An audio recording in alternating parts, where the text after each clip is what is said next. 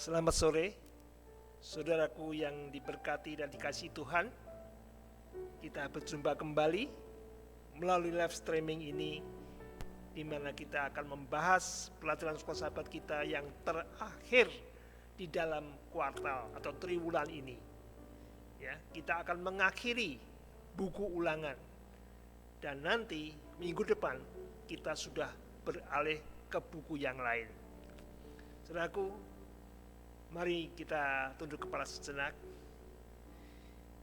Ya Allah, ya Tuhan kami yang kami sembah di dalam nama Tuhan Yesus Kristus, segala puji dan hormat syukur kami naikkan kepadamu untuk kasih pemeliharaan dan berkat-berkat-Mu dalam kehidupan kami. Saat ini Tuhan, kami rindu untuk datang dekat dengan Tuhan, untuk mendengar firman Tuhan, pembahasan pelajaran sekolah sahabat, pengalaman Musa selama memimpin bangsa Israel menuju tanah Kanaan. Kiranya kami boleh mendapatkan manfaat dan berkat dan inti dari pekabaran yang Tuhan ingin sampaikan kepada kami. Terima kasih Tuhan. Mohon ampun dosa kami. Dalam nama Tuhan Yesus kami berdoa dan mengucap syukur. Amin. Judul pelajaran kita minggu ini adalah Kebangkitan Musa. Musa, tokoh di dalam buku Ulangan. Dia dipilih Tuhan untuk memimpin bangsa Israel keluar dari Mesir, memimpin menuju tanah Kanaan, dan 40 tahun lamanya dia beredar-edar dengan bangsa Israel untuk menuju tanah Kanaan. Dan tibalah setelah mendekati tanah Kanaan, ada satu peristiwa di mana bangsa ini kehabisan air. Mereka kembali bersungut-sungut, mengeluh, merasa dipimpin, dijerumuskan oleh Musa untuk mati di padang gurun. Mereka lupa pertolongan Tuhan pada waktu yang lalu. Dulu juga pernah kehausan, tapi Tuhan memberikan air minum. Sementara Tuhan menyuruh Musa untuk berkata-kata kepada batu karang itu, Musa melakukan kesalahan. Dia emosi, dia marah melihat bangsa Israel yang keras kepala, yang tidak percaya kepada Tuhannya, selalu bersungut-sungut. Lalu Musa gantinya berkata-kata kepada batu itu untuk mengeluarkan air di depan bangsa Israel. Musa memukul batu itu 2 kali. Kesalahan ini membuat Musa sepertinya mendapat hukuman. Musa tidak diizinkan masuk tanah Kanaan. Musa yang sudah berjuang di depan Firaun, yang sudah menghadapi dengan sabar bangsa ini, Musa yang merasa dirinya sering diprotes ataupun diberontak oleh bangsa Israel, tidak bisa masuk ke Kanaan. Sepertinya nasib yang malang. Tetapi tidak, saudaraku. Musa diberikan lebih baik daripada tanah Kanaan. Musa diberikan kesempatan oleh Tuhan untuk melihat dengan mata kepala sendiri tanah Kanaan dari ujung sampai ke ujung yang lain.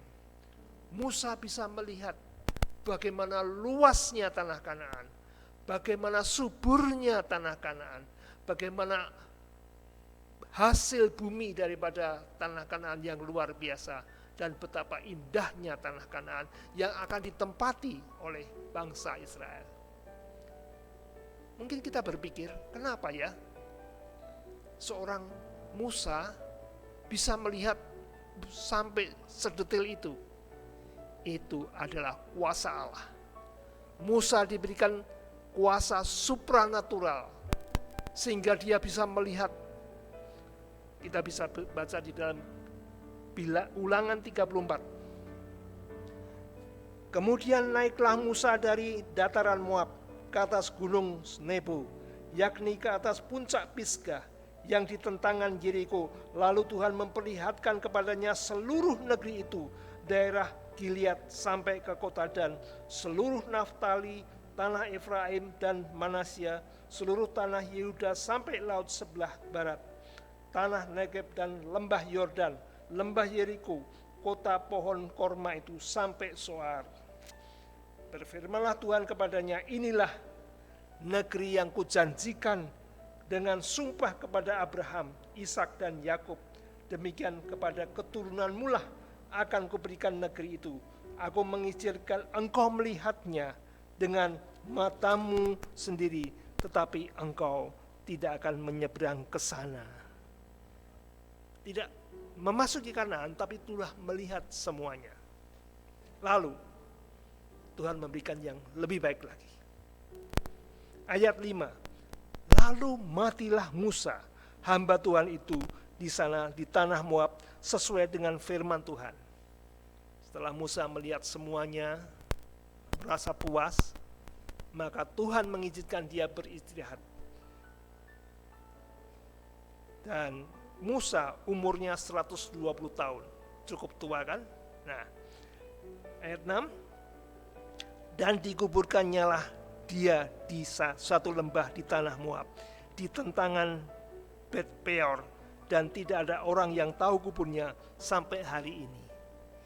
Musa mati, Allah sendiri yang mengubur, karena tidak ada orang yang tahu di mana letak kuburnya. Musa beristirahat di dalam kubur, entah berapa lama, tetapi Musa telah dibangkitkan. Apa buktinya?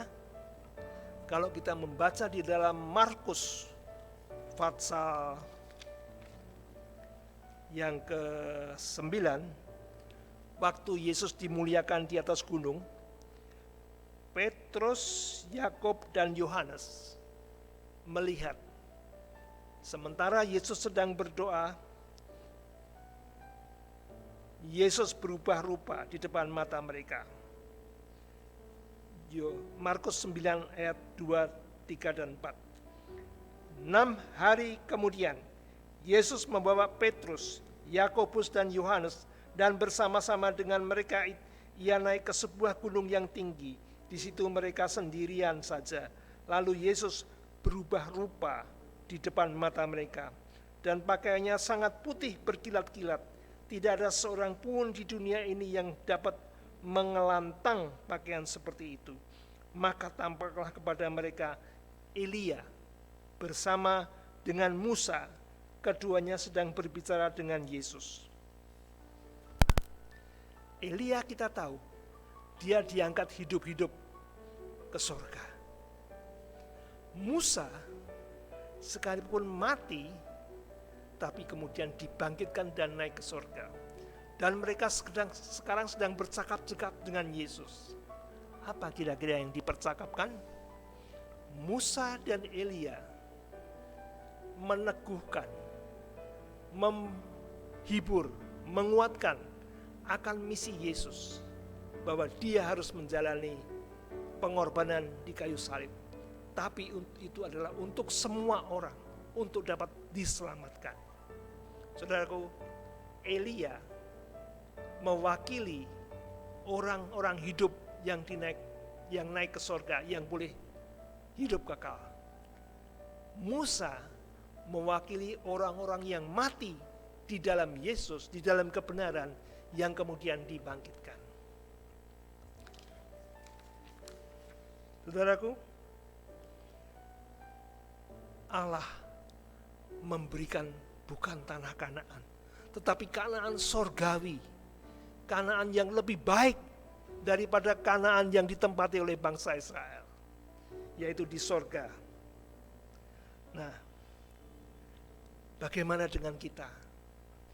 1 Korintus 15 ayat 20. 1 Korintus 15 ayat 20 mengatakan, tetapi yang benar ialah bahwa Kristus telah dibangkitkan dari antara orang mati sebagai yang sulung dari orang-orang yang telah meninggal. Kita tahu, kita percaya Yesus yang mati di kayu salib telah dibangkitkan dan naik ke sorga. Ayat 22, karena sama seperti semua orang mati di dalam persekutuan dengan Adam, demikian pula semua orang akan dihidupkan kembali dalam persekutuan dengan Kristus. Kita semua manusia yang sudah menjadi keturunan Adam berdosa tidak punya harapan untuk hidup kekal. Tetapi oleh jasa Kristus, oleh pengorbanan Kristus, kita boleh diselamatkan. Saudaraku, tidak tahu berapa kita akan hidup dalam dunia. Tetapi janji Tuhan, bila mana kita setia kepada Tuhan, maka walaupun kita sudah mati, akan hidup kembali. Saudaraku, mungkin orang yang kita kasih diizinkan Tuhan untuk beristirahat mendahului kita. Tetapi kita tidak perlu sedih seperti orang-orang lain yang tidak punya pengharapan. Kita mempunyai pengharapan bahwa di dalam Kristus janji Tuhan akan membangkitkan kita, dan kita akan berkumpul kembali dengan orang-orang yang kita kasihi. Oleh sebab itu, kita renungkan pelajaran bangsa Israel yang menuju Kanaan, tetapi karena tegar tengkuk, kurang percaya, kurang berserah, mereka tidak sampai kepada tanah Kanaan, kecuali Kaleb dan Yosua. Begitu juga dengan kita. Dalam kehidupan kekristenan kita, marilah kita perhatikan firman perintah Tuhan. Kita lakukan, kita imani darah Kristus yang telah menyelamatkan kita. Dan kita pasti kebangkitan Musa adalah kebangkitan kita semua. Tuhan memberkati kita. Amin.